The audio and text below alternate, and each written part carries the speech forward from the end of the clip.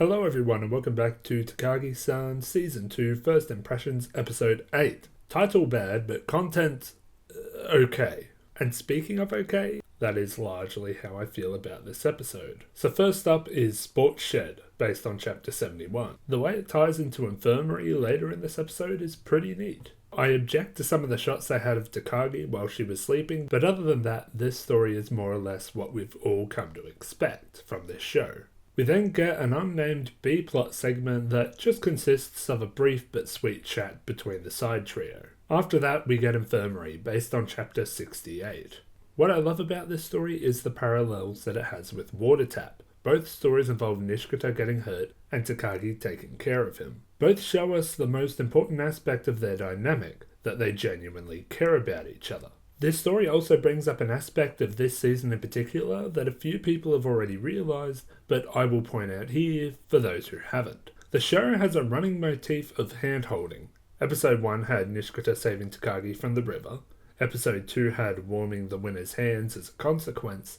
Episode 4 had Takagi mention holding hands in Bicycle, and the whole of arm wrestling. Episode 6 had Takagi mention hand-holding in Revenge. Episode 7 had the folk dance, and Episode 8 has this moment. Even the second ED depicts Nishikata and Takagi holding hands. I don't know if this will amount to anything by the end of the show, but I certainly hope it does. Lastly, we get Lottery, based on Chapter 66. The show missed a chance here to reference Moto Takagi again, just like it did last episode. In Chapter 66 of the manga, Nishikata specifically mentions that he would like to go to Mount Fuji someday. And in the 71st chapter of the Moto series, we see that the pair actually did take that trip. They probably don't want to overdo it, but still, this is a bit of a missed opportunity. However, I can't be mad when the end of the story sets up to chapter 28.5, where Nishikata asks Takagi to the summer festival.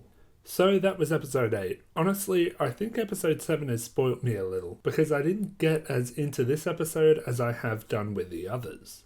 Maybe it's just the unfortunate episode that had to take place after episode 7, which many consider to be the best the series has to offer. Hopefully the next episode will pick up a little from this one. If you would like to see my previous First Impressions videos or my analysis of the first series, you can find links to those in the description and the end card. Make sure you suggest any story you'd like to see analysed from this season.